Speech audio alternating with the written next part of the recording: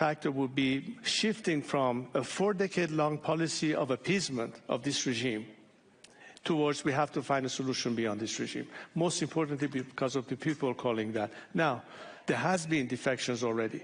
We had a specific project as part of the entire movement to call for people who have to show and demonstrate their intentions to defect. Many have applied and many have reached. Many of them are members of the military, paramilitary forces. They are also members of the civil bureaucracy. Now, there's an extent to which they can do their part, but as long as the RGC and Khamenei are sitting up there using them as an instrument of repression, even if you have defectors, it's not enough to be a shield of protection.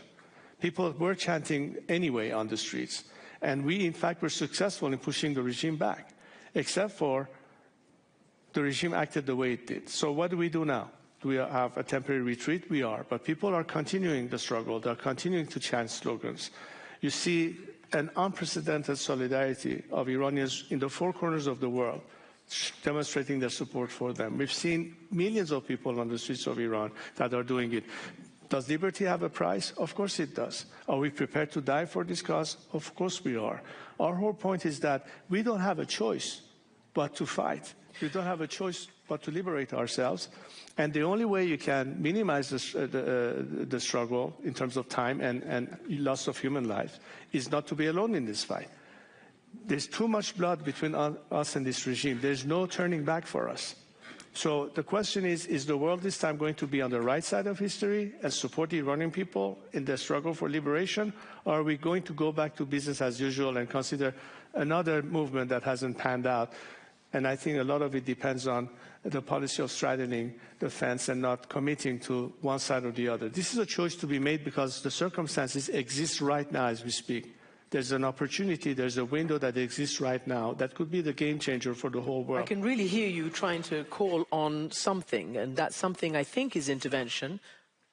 It is intervention only because the Iranian people realize that this intervention will eliminate the most important stumbling block between them and liberation, which is the regime's mechanism of repression and this killing machine. What does it mean? It means IRGC, it means any other instrument of repression, it means further economic sanctions, it means cutting economic, the regime's means to basically pay the checks of their mercenaries at the end of the day. It means putting more diplomatic pressure, expelling their diplomats, shutting down the embassy, repurposing the frozen assets that belong to the Iranian people to in fact help the Iranian people fund their campaign of labor strikes, help us with the internet and access to the world. And, you know, we had specific demands on that as to where the world can take steps that would be helpful to this campaign. Okay, so I think it's important not to forget that 47 years ago, it was your family that was overthrown. It was your father that was overthrown. There was a reason for that. And I wonder how you sort of talk about that right now, how you think about that right now. And also, like it or not, Ayatollah Khomeini had a ground game. He had the mosques, he had people who are actually religious, and he had access to the press, as you know, in Paris, and he had a real operation, you know, cassettes smuggled in with his words into the mosques in Iran. I was there during that year of the revolution, and I remember it very well. So this is all to ask you, why do you think a Pahlavi should be the leader again? And how can you do it? What kind of a plan do you have? What kind of a political ground game inside the country do you have? I mean, it's necessary, right? You've got to also be able to convince people there and to have an organization. Well, when it comes to the name, that's the name that people chanted on the streets of Iran by the millions in 31 provinces of Iran, in the 4 corners of Iran. They called my name, they asked me to come to their support, and I have. And I accepted the challenge of leading the transition. As far as the plan that we have a plan before the regime's collapse and particularly for the transition after this regime, which is very well documented and presented. It's an open document. You can see it on the website of the Iran Prosperity Project. It talks about the initial 100 days. How do we manage that process? How do we avoid what happened in Iraq post-Saddam Hussein, because we don't want to have the same experience of de-Baathification. And one of the key components of this strategy is how much defection can exist, not just because we need them on the side of the people, but because, and that has been my principal position, that anyone who doesn't have their hands soiled with the blood of the Iranian people should survive regime change and have a place in the future. They can be part of the solution as opposed to remain part of the problem. That's very critical to maintain a stable transition, both on the civilian side as well as the military paramilitary side. So I want to follow up on what you just said, whoever doesn't have blood on their hands. But as you know, a lot of your supporters, or people claiming to be your supporters, or I don't know, bots online or whatever, have zero tolerance to anybody who's in Iran right now. They call everybody a collaborator, everybody an appeaser. There is this incredible woman, Narges Mohammadi, who's a Nobel Peace Laureate. She should be a source of pride for her human rights and her sacrifice that she's made. And yet, online, it is catastrophic what people claiming to be your supporters are saying. So I don't know whether you want to say something to them, whether you reject this kind of lumping together anybody who actually lives in Iran and has to survive. Look, I've always spoken against any kind of political violence or intimidation as a matter of principle. And I think this is an opportunity to say that one of our asks is, of course, the immediate release of all political prisoners. That includes Narges Mohammadi. And I think when we look at the future of Iran, while today we can all be allies for a common cause of liberation and a secular democracy as an alternative to this clerical dictatorship, I think we are all in the same boat. We may vote differently tomorrow, and tomorrow someone like Narges Mohammadi may choose to run as prime minister or president. That's fine. But today we need to first address the issue of liberation. And on that, I think the vast majority of Iranian secular Democrats, whether they are Republicans or monarchists or socialists or conservative or, representative of our ethnic groups or religious minorities, when you look at the diversity among us, we are quite united on these principles. And I think that is where we need to stand together in unison and do not allow those who, and I think the regime is behind a lot of these campaigns, to try to discredit not just me, but pose as representative of this or that group, because they always try to play the divide and rule game. They always tried over the years to make sure that such an array of opposition can never unite in a real sense. What I call, again, and I take the opportunity to remind people what this struggle is all about. This struggle is about freedom. This struggle is about the equality of all citizens. This struggle is about freedom of speech. This struggle is all about democracy and the ballot box. And we can certainly compete in the future, but today is the time to make sure that we don't have that ballot box through which we can determine who has what level of support or who can be able to do this and that. We need to get there first. So remind ourselves, we're reminding everybody, our cause is for everyone to fit under this tent. And this tent could be as wide as it can get, so long as we can agree on at least, this is what I'm calling for, on at least 4 key principles. Number 1 is Iran's territorial integrity. This is a matter very important for many Iranians. Yep. Number 2 is the obvious need for separation of church from state, which is a prerequisite to democracy. On that we agree, including many clerics in Iran who have spoken time and again against the Velayat Faqih. They don't believe that religion has a place in politics, and they know how much damage was done to the faith as a result of this regime. So just we know that is the guiding principle of the Islamic Republic. Exactly. The supreme leader represents And we had God. many clerics from the beginning who were ostracized by the regime. Today we have one of the leading clerics in Iran, Pahlavi Abdul Hamid, a Sunni cleric who has spoken against this regime and believes, in fact, as a clergyman, in the separation of church from state. So it's an established fact within the Iranian people. Number 3 is equality of all citizens under the law and individual liberties. And number 4 is the right for the Iranian people to determine their own future, which is exactly the agenda of the transitional government, to make sure that Iranians will have the ability to elect their representative to the Constitutional Assembly, to decide first what it is that they want in their future. And unlike 1979, where nobody had a clue what Islamic Republic means, but a clear option as to what are the diverse possibilities, allow for a constitutional assembly to draft a constitution, allow for people to either adopt it by a referendum or reject it and have another draft, all for it to finally end up with a ratified constitution approved by the nation. Then we will have the elections of the first parliament and the first government of that future democracy. Whether it ends up being a republic or it ends up being a constitutional monarchy, that's exactly for the people to decide. And the minute this happens, the transitional government dissolves itself and turn over control to the elected members of the Iranian parliament and government. That's the end of that process of transition I'm going to from get now until the next to your future role. But I really do need to ask you, will you tell your supporters online or wherever they might be to stop, in your name, this kind of attack on ordinary Iranians? Because it's very terrifying. I have, and they know it, and it's not only them. I think this should be for everyone to follow as a principle. There shouldn't be any place for political violence or intimidation from anyone. And I think we should all adhere to principles. I'm not talking just to one group. I'm talking to every single Iranian out there, regardless of their political affiliation. We need to show and demonstrate that exactly that's where we differ.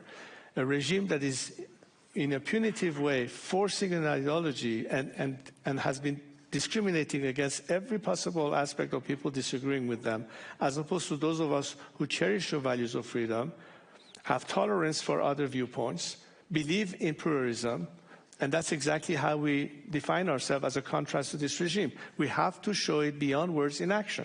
And that's something that I've always called for. But I cannot control millions of people and whatever they say in social media, and who knows if they're real people or not. That I can't control. But I can only stress the importance of these values. You don't approve of it? Of course I don't approve, and I've condemned it. I think there are many people in this room who, in fact, often have reposted my statements that are aware of this fact, that I've done my part as much as possible to condemn that type of behavior that I will not tolerate and will not stand for. To your role, what do you want to represent if there was this opportunity? Do you want to be king? Do you want to be president? What is your role in this situation? You know, from the first day I started, I considered my mission in life to bring the country to a point that we can have that final referendum and the people elect their first democratic government in the future. That, to me, is the finish line and mission accomplished in life. I don't have any personal ambition. I'm not seeking power. I don't want to have a crown on my head or a title. But I think that they should look at me as a bridge to that destination and not the destination itself. That's my focus. And any other argument about whether or not I will have a future role is placing the cart before the horse. My focus is on delivering on what I promised 47 years ago. That has been my commitment. And the reason millions of people in Iran are calling me and my name and want my return is because they know that they can trust me on this. I'm the only person that was not part of the revolution or ever associated with this regime. And that's a big plus when it comes to how many candidates are out there. And that's why you hear my name chanted on the streets of Iran, and a lot of people in the diaspora supports it as well. I remember covering the Ahmadinejad era in Iran, and it was a very aggressive posture on every issue, including anti-Semitism, anti-Israel, talking about wiping it off the face of the map, very, very violent. And I think it really, really put certainly the Israelis and Jews around the world off. You have been to Israel. You have, I believe, visited the Western Wall. You are supported by this Israeli government. I want to know what you think and why you think that's important, because equally, this Israeli government has shown itself to be incredibly intolerant of its own citizens' rights, its Muslim citizens' rights inside Israel, and of course in Gaza, the occupied West Bank, and it's very controversial. So I just wondered why you think that is an important relationship to build. Well, first I would say that I think there are only two nations on this planet that can claim they have a biblical relationship with one another. One is Israel, one is Iran. And it goes back to the time of Cyrus the Great. Cyrus the Great, who liberated the Jewish slaves in Babylon and helped them rebuild their temple in Jerusalem. And when Iranians go and gather at Pasargad around Cyrus the Great's tomb years ago, of all walks of life, of different ethnicities, different religions, and celebrate Cyrus the Great because he represents every values that Iranians cherish and believe in. and say that we are not a nation at war with our neighbors. We can be trusted partners in the region, working with the Arab countries, working with Israel, as opposed to a regime that is acting the way it did. That's the difference right there. We need to be able to show the world that Iranians, unlike this regime, are committed to friendly relationship with our neighbors. We don't have any issue with the Arabs. We don't have any issue with the Israelis. And why is Israel important? Because I think it is a very important strategic partner to Iran when it comes to this. I'm thinking beyond just the politics of it. I'm talking about the water crisis in Iran, which is a major issue for us, well beyond politics. If there's no water, there's no life. And guess who have the best specialists and experts in the world dealing with water issues? Israeli experts. One of the reasons I went to Israel was to talk about that as well. And there's so many ways that we can engage and partner with them, helping us in that area, as opposed to a regime that says, no, they don't even have the right to exist. That's the difference. So it's not necessarily focusing only on one country. It's a regional thing, but most importantly, from the prism, whether it's Europe or the United States, why can't we, as people of that region, be the ones working together to bring about stability without having to depend on an armada of U.S. aircraft carriers to maintain stability and peace in the region? Why can't we work with each other? That's the difference, because Iranians are committed to that. And when you look at how it's perceived inside Iran, let's remember one thing. The regime has been the one financing its proxies, Hezbollah, Hamas. When they got over $200 billion a few years ago, that was spent not on, Iranians that are starving on the streets, but to, in fact, empower these proxies that led perhaps to October 7th. And when people for years have been chanting in Iran, neither Gaza nor Lebanon, my life will be sacrificed for Iran, that means what? That means not Hamas, not Hezbollah, and in that sense, it's a very clear demarcation from this regime. This is not me saying it. This is people chanting it for years to come, before the mass uprising, after the mass uprising. That's part of the national psyche. Today, in every demonstration we see in the diaspora, you see that it's the Iranian national flag. A lot of time we see the Israeli flag and the respective flag of the country where they live. Tomorrow in the rally, you'll probably see a lot of German flags, as we saw Australian flag in Australia, as we saw the Canadian flag in Toronto and Montreal, or the American flag in LA, showing that Iranians are respective, universally, of any peace-loving nations. They are respective of their host country. That's the difference between us and this regime that basically is so antagonistic. I think that's basically the spirit of our movement that is demonstrated by the will and resolve of Iranians that say, we are not this regime, we are not warmongers, we want to be the peacemakers. There is so much we could talk more about. This is a very good table laying of your plans and your proposals. I just want to open to one person on the floor, because you remember after the Women Life Freedom protests, there was the Georgetown Coalition, which saw you on stage uniting with a lot of diaspora activists, including Nazanin Boniadi and Masih Alinejad. I think they're both here, but we're going to ask Nazanin to stand up. And of course, that didn't last. It didn't last. It was just a very brief moment of unity. And I don't know whether Nazanin wants to say anything on behalf of opposition. Oh, well, thank you so much for the important conversation, Shahzad. It's good to see you. As you reiterated today, you have consistently affirmed your commitment to democracy, specifically a tolerant, secular democracy. A lot of people, a lot of Iranians look to you because of your commitment to this over decades, and particularly because of your commitment to building institutional democracy and cultural democracy, really democracy that covers all of culture in Iran. And the truth is that the brutality of the regime has caused deep wounds. And Iranians are rightfully filled with disdain, and many seek vengeance even. But history has shown us that any kind of revolution fueled by anger often results in the same injustices that we're trying to break away from. My question to you is, how do we collectively channel that anger so that we're building democratic institutions and reconciliation and focusing on the rule of law and really focusing not only on bringing down tyranny, but creating liberty. Thank you.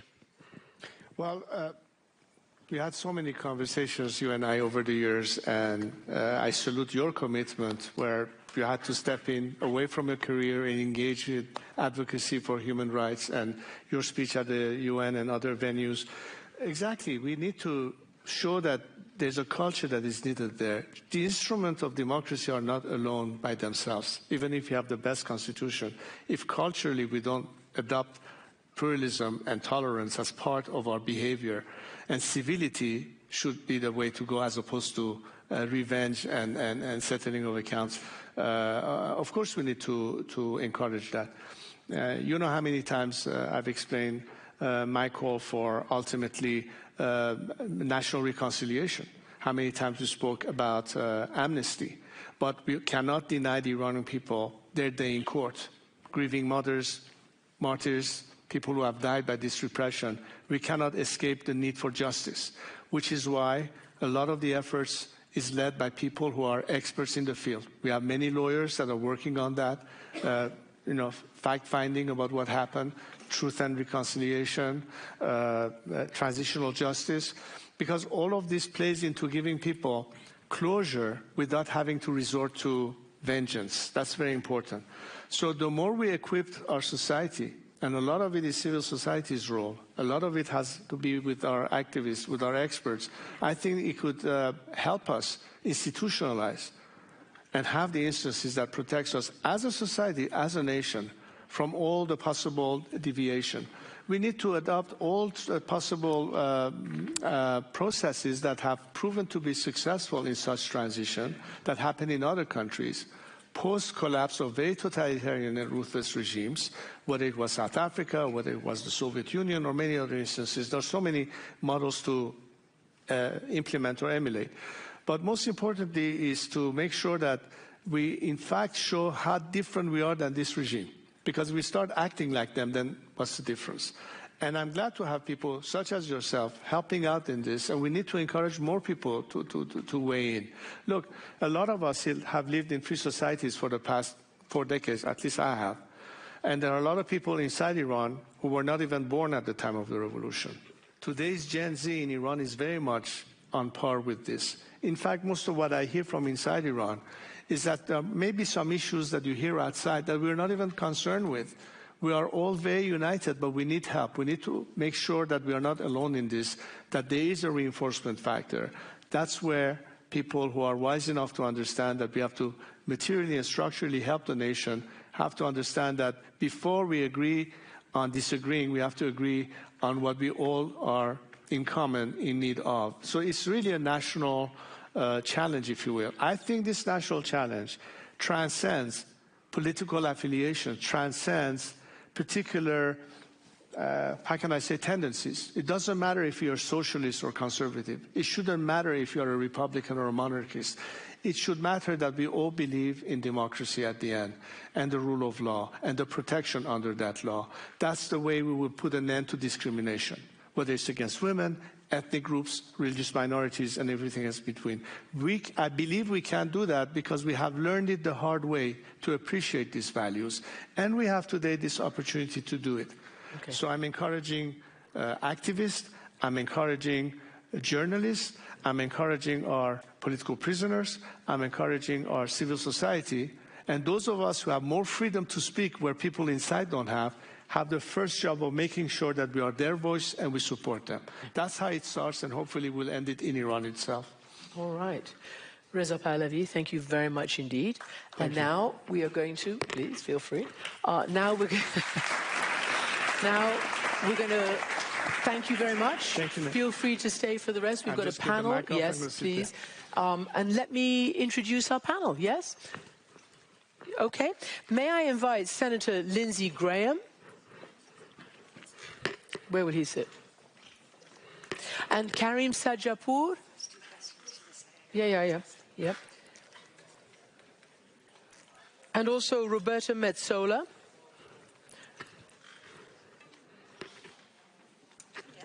Oh, there you are. I was looking straight at you. Hi, please, take a seat. Hello, Senator. How you doing? Take a seat. That's not my name, but that's... Yeah, I know it's not. Give it to me. I'll take it away. So Senator Lindsey Graham, U.S. Senate Republican, long-time foreign policy player. Karim Sajapour, Senior Fellow, Carnegie Endowment for International Peace. And Roberta Metsola, President of the European Parliament. Senator, can I turn to you first? Because this is something that the Iran situation is front and center of this current administration. Guys, thank you very much. Thank you. You were very pleased to see President Trump promise the Iranian protesters the help that they were calling for and say help is on the way. And it seems like you're consistently reminding the president of what he promised. You wrote on Monday, President Trump said, keep protesting, help is on the way. He will be on the right side of history. I believe him to be a man of his word. On Tuesday, you sort of doubled down. If this regime... What's today? Huh? What day is it today? Today is some other day. Okay, good. Yeah, I think it's Friday or Saturday. In any event, you've been very consistent. Do you believe this, and do you believe that President Trump should do what he said he would do? Here's what I believe. They're the weakest they've been since 1979. It is a regime with American blood on its hand. It is a great disruptor of the region. It's a religious theocracy that if they could get a nuclear weapon, they would use it to advance their religious goals, which are three: purify Islam, destroy the Jewish state, and come after us. Hitler wrote a book, he wanted to kill all the Jews. Nobody believed him. I believe the Ayatollah and his regime, not the Iranian people, are religious fanatics, religious Nazis. Hitler wanted a master race. They want a master religion. So why not I mention that? There's no negotiating with these people, in my view. They're hell-bent on enacting an agenda based on religion that teaches them to lie, teaches them to destroy in the name of God. So President Trump said something that's going to be the best thing he ever said, or maybe the worst thing he ever said. When asked, what should the protesters do? Keep protesting. Now, that came from a man who genuinely believed that. That wasn't a calculated response. Ronald Reagan went to the Berlin Wall, and we still talk about it. He didn't say, do you mind lowering it? He said, tear it down. He was clear. He was concise. So President Trump gave an answer, keep protesting, help is on the way. And a couple of days later, he said, it's time for new leadership in Iran, because the Ayatollah and his crowd, they're bad guys, they're terrible guys. You put all three of those statements together, then what do you have? You have a president standing with the people. What do the people want? They want the oppression to end. They want to start over with a new Iran. So here's what I would say. Are you backing regime change? Yeah, totally. If you're not, you're crazy. Military regime change. Yeah. I'm backing the people who want a country they can live in without having their daughter killed because she... But I'm trying to figure out, because there's a huge flotilla in the Arabian Sea that President Trump is using as a negotiating tactic. He's just said, as you heard me say, that he would prefer negotiating. I prefer negotiation, too. Let me finish my thought. Okay. If we back out now, it'll be the biggest mistake we've made, far worse than the Syrian red line, far worse than Afghanistan. You can't say, keep protesting, we got you back, help's on the way, and nothing happened. That's why I am confident that President Trump will get an outcome consistent with those three statements through diplomacy or military force. Let me just say this. Any deal about Iran has to come to the Senate. I'm not going to bless a bad deal. They're not out in the street because of limiting the nuclear ambitions of the Ayatollah. They're out in the street because life is miserable. People can't have a decent quality life. They live in fear, and most Iranians have had it. They'd like a new start. The day after. Okay. Well, if the Ayatollah goes down, we'll work on the day after. I think we'll have a better chance of hanging friends with the protesters than the Ayatollah. Here's the day after I worry the most about. The day after we blinked. The day after we made promises that we didn't keep. We made assurances that fell short. That day after is generational damage. Hamas, Hezbollah, the Houthis, they don't go away. They come back stronger. The Arabs go back into their corner, and the people who've been protesting will be systematically destroyed. The day after, if we get it right, the mothership of terrorism goes down. Hamas, the Houthis, Hezbollah, they've lost their biggest benefactor. Saudi, Israel is the most likely outcome. So I'll end with this. I've never seen a more consequential time in history as right now. If we can take this regime down through the people, their desires, not ours, and replace it with a friend, not a foe, be the biggest change in 1,000 years. If we don't get it right and we blink, it'll be the biggest change in 1,000 years in the wrong way. Okay, Senator. And as President of the European Parliament, does the EU believe in these fighting words? You've just designated the IRGC as a terrorist organization. Iran has responded, saying it would cause, consider, all your armies terrorists. But it marks a shift for Europe. Where does Europe stand at this crucial moment? We were mentioning timelines before. It's been 47 years, and that's as long as I've been alive, and that's as long as we've been asking for freedom in Iran. Now, what we saw in the beginning of the year, and that was the turning point, and for us in the European Parliament, it could have happened much earlier, ever since the protests we saw, 22, 23, when we saw the killings, but now everybody's on the street asking for freedom. And that is the departing point of everything we should do. And that is why we pushed across the board. There's very few things the European Parliament can align on or find unanimity on, but this was one of them. That if we're going to stand for the freedom in Iran, that we need to start, then we need to start by designating the IRGC as a terrorist organization. We needed all the European Union governments to accept, and they did. All 27 of them. I didn't think that would happen a few weeks ago, but it did, because that is the moment where you had the German Chancellor who said this is a regime that's on its last legs, when we see that this is a regime that has been not only oppressing its population, but sowing by its own instability in the whole region. And that is what we need to make sure. Senator Graham was talking that this is the red line we can't go beyond. That's the line that we can't go back on, where we can go back to even more, let's say, courage, confidence that Hezbollah or Hamas would get. And that would be the worst problem we could have as a European Union as well, because we're pretty close to that. Karim Sajapour, you're a close student of the Iranian situation, and you're in Washington, so you know a little bit about what senators and others, the analysts and the experts, the policymakers are doing. President Trump, I think, evoked the Venezuela method recently. Now, to me, the Venezuela method decapitates the leader and leaves the regime in. How did you read it?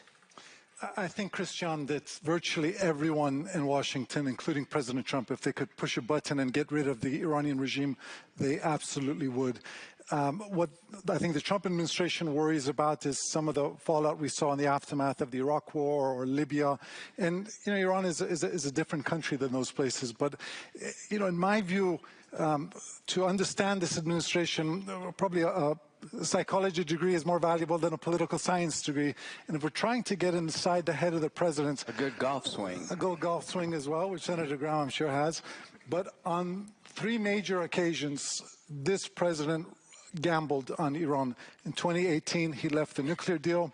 In 2020, he assassinated Qasem Soleimani. Last summer, he dropped 14 bunker busters on Iran's nuclear program. A lot of his own aides recommended against those policies. He feels that each of them were vindicated. And for that reason, I think he's much more likely to act than we are to reach a nuclear deal. Senator, do you think it would be... Who are you? Do you think it would be a success or acceptable to get rid of the leadership a la Venezuela, but do a deal with the people who are in power? Trump is like that. Right. He does a deal with those people who are in power. He abandoned the Venezuelan human rights leader who won a Nobel Peace Prize. What are the Iranian Democrats meant to feel? She's not the force to bring the country together. He believes that there are groups there that are going to go down a different road. If you're in charge of Venezuela now and you want to keep doing what Maduro did, you're an idiot. You're either going to get killed or go to jail. So, Iraq, we take everybody out. That didn't work well. Here's what you need to understand. The likelihood of getting worse than the Ayatollah in Iran is pretty low, don't you think, Crown Prince? I don't think most people are out in the streets saying, now we should be harder on us. Most people out in the streets said, I'm tired of living this way. I'm tired of being oppressed. I'm tired of having no money. I want a better country. I want my country back. I want this guy to go. The risk associated with the regime change is real. We have troops in the region. They have ballistic missiles. But we're still the United States. They have F-14s. A lot has changed since Top Gun 1. We have an incredible capability. I know who would win a conflict. How do you bring this regime down? I think you do go after the oppressors. Kill the ones who killed the people. Their economy is in tatters. They've been beaten pretty badly. They're as weak as they can be, but they're still dangerous. Compare that to doing nothing. So these are your choices. You either execute a plan using military capability of the United States with Israel, working with people on the ground to bring the Ayatollah's regime down, or you do nothing but have talked. If the Ayatollah is still standing, Cristiano, when this is all over, it will be a disaster of generational proportions. He stood down the West. He did it yet again. And all the people who were on the fence will slowly be rounded up and killed over the coming years in Iran. Hezbollah, Hamas, and the Houthis will get stronger, not weaker. The Arabs will continue to go back to their corner. I'm going to Israel, the UAE, and Saudi Arabia next week. Here's the message. If we can get it through diplomacy, fine, but we've had it with this regime. Think big. The people are the difference. When we started this debate, Crown Prince, the people had not spoken. They've spoken with their lives. How much more can they speak? They've been shot down on the street like dogs. These are the people you want to help. These are the people that will change history. So what I'm going to tell anybody that will listen in the Mideast, don't let this moment pass. Be smart, but don't be locked down with fear. And as to MBS and MBZ, knock it off, Saudi Arabia. Knock it off. I'm tired of this crap. MBZ is not a Zionist, and you're emboldening Iran by having this conflict. Now, I know they got differences in Yemen and they got differences in Sudan, but we got to think big picture. To any leader in the region that doesn't understand you're on the verge of history, history will judge you poorly because you are. Senator, they've been telling the president not to do this. They don't want another war. They don't want another military intervention. How should we read that? Have you ever tell been me. in the Mideast? I have, yes, sir. They say one thing, they do another. Here's what I want. I want them to step up to the plate, because Iran wants three things to purify Islam. Sunni Islam will go if it were up to the Ayatollah. They want to destroy Israel and they want to kill us. We got a lot in common here. Okay. On that note, what about the EU? Because this really is fighting talk, okay? Do you prefer a negotiation over the nuclear issue, or do you prefer whatever it takes, including military intervention, for the end of the regime? First of all, I've been asked this question, like, would you go back in time and redo what was done in terms of nuclear discussions? I think it would be wrong for us to go back and say what was done right, what was done wrong. The situation we are in now is that the time for this regime needs to end. How does it end? Are we talking about politically anointing? Are we talking about allowing for structures and frameworks to be created for the Iranian people to choose for themselves who should lead them? Who should be the one that takes them into the democracy that we've been working on for so many years? Now, the way we see it and how we've been looking at, and this is by us talking to communities in our countries, by us trying to making sure that when there was a technology blackout, they could not get contacted. That's where the European Union comes in. We're the #1 donors of humanitarian aid into making sure that we can help the people on the ground in order for a solution to be found. Now, would we prefer the diplomatic solution? I want to perhaps give a little bit of a sideline. I would certainly not do what was done this week by sending a congratulatory message to the regime saying happy anniversary and then call it routine diplomacy. I think the time for routine diplomacy is over. Well, I'll tell you after at the end of the program. But, you know, I think it's really a situation where we in the democratic world coming together and say, how are we going to help Iranians be free, the way we do it is by the European Union, by Europe, the United States aligning on what they're going to do about a regime that has been oppressing a population for 47 years. And there you will find, and the Senator mentioned the Senate, I work with Congress a lot, you will find full alignment. No, it's a good thing. We like working with Congress. But I think my colleague Mike Johnson has a slightly more difficult job than me to create majorities, but he does that, and I have to do the same. But that is where you can find, in all this discussion, in Munich, where a lot of is being concentrated on the EU and US relationship, on this, there's alignment, and I think that should come out of this conference as well. Just to keep us in the realm of current reality, the regime is still there. It has its methods, its state. Give us just a little bit of a reality check on what kind of support, if any, it still has, how it maintains. We know about the violence, we know about the repression, we've seen what happened when all these people came out and how they were so brutally killed, injured, detained, etc. But there is a structure, and their raison d'etre has been regime survival for 47 years. How do you see it now and in the next, in the next few weeks and months? You know, they say about dictatorships, Christian, that they always kill the most at the beginning and at the end. And I think we have entered the concluding era of the Islamic Republic, like the Soviet Union in the late 1980s. Yeah. I describe them as a zombie regime. Dying ideology, dying leader, dying economy, dying legitimacy. They still do have lethal force. And I think what's going to be key to their survival is the unity of their security forces. They still have 150,000 plus Revolutionary Guardsmen. And I think, I would guess it has at most 15% popular support. And that's why your previous conversation was so critical, because 15% who are united can continue to kill en masse if the 85% remain divided. And I know Reza Pahlavi is sitting in the audience, but I'm going to ask you, do you put your support behind Reza Pahlavi? Are you ready to say he is the person that the United States is, or you yourself, I don't know whether you speak on behalf of the United States, but as a senior Senate Republican? No, because that's not my job. I've been with him on every cable TV show known to man. I'm very impressed with the way he can articulate what's at stake. I'm sure he'll have a prominent role in Iran. Don't make it too hard. All we can do is help Iran have a chance to be free. If they screw it up, they screw it up. I'd rather give them a chance than not, because I know what I'm getting with the Ayatollah. The difference is Trump, and he'll love hearing that, sort of. He's done something no other president did. He picked the people over the regime. We had the JCPO, that didn't work. Everything we've done, Europe, America, we've done a lousy job standing up for the Iranian people. You know, Gaza, a lot of people are protesting. Almost nobody's protesting for the Iranian people. But let me tell you what I think is going to happen here. I think Trump said three things that nobody else has said.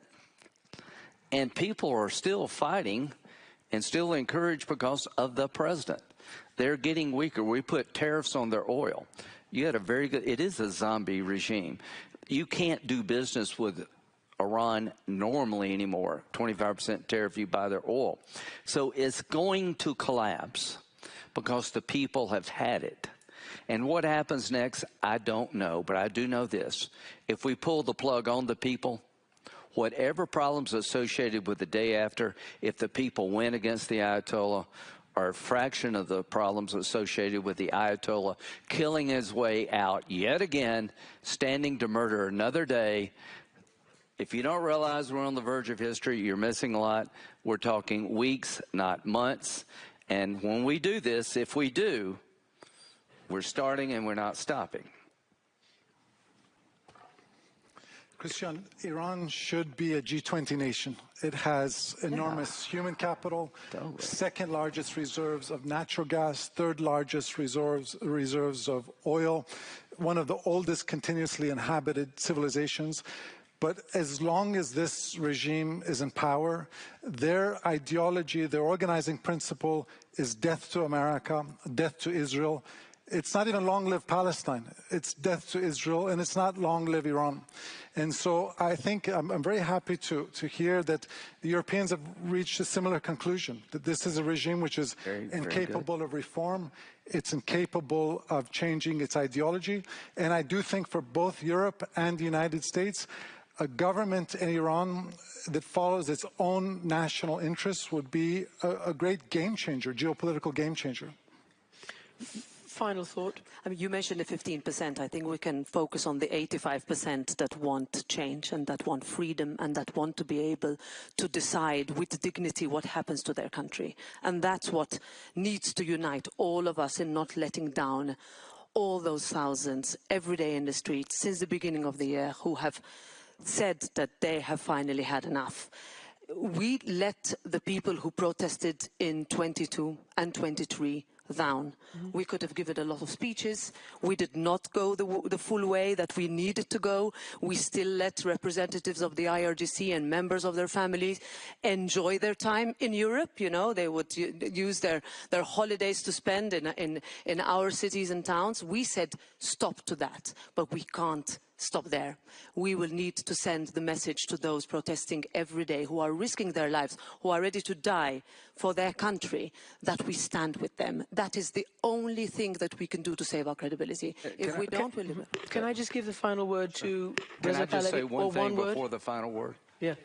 This isn't the final word. Okay. You'll get the final word. Okay.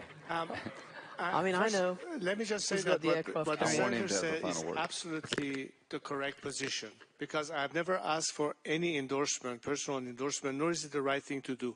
What I do expect world democracies to stand for is the ballot box and the result of the ballot box in Iran. That's what we are hoping for, and that's what we need your solidarity. You know what? That's a great question that I'm going to put you on. I'm going to put you on the spot, Senator, and ask you a question about American elections. We're going to have them. Are you sure? Yeah. Are you sure that President The Trump fact is you going to... asked me that is really offensive, but yeah, we're going to have them. Okay, but you know why? Because they've No, already... I don't know okay, why. good. Well, I don't people know are going why. to be I don't know why anybody would ask me that. Well, because quite it's a frankly, big you're story. you're missing a lot's going on. I like you. Let's talk about. But you can convince everybody. You can assure Americans and others that it will go I can as assure usual. that only people worried about us not having elections, you can put in a phone booth. Okay. We're going to have Good. an election. Glad to hear it. And you know what? Republicans could win, but we got to up our game. Right now, it looks like we'll lose the House, maybe keep the Senate. Then in 28, we'll have another election, and we'll have another one and another one and another one, God willing. Now, here's what, go back in time. If you could go back in time to Munich, what would you have done differently? You wouldn't have done the deal, peace in our time. I think about this a lot. I think the likelihood of getting peace in our time with the Ayatollah is about the same as Hitler, because he's a religious Nazi, and the other guy was a wanted master race.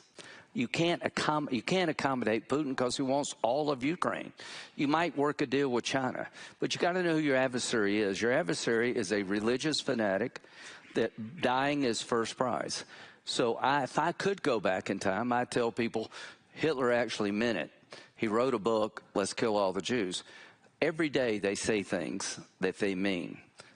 I believe the Ayatollah time has come because what he's delivered for the Iranian people. And all we need is the courage of our convictions. I cannot promise you exactly what the day after will be. But if somebody had killed Hitler in 1935, it would have probably been better. If this regime falls, the day after has promise.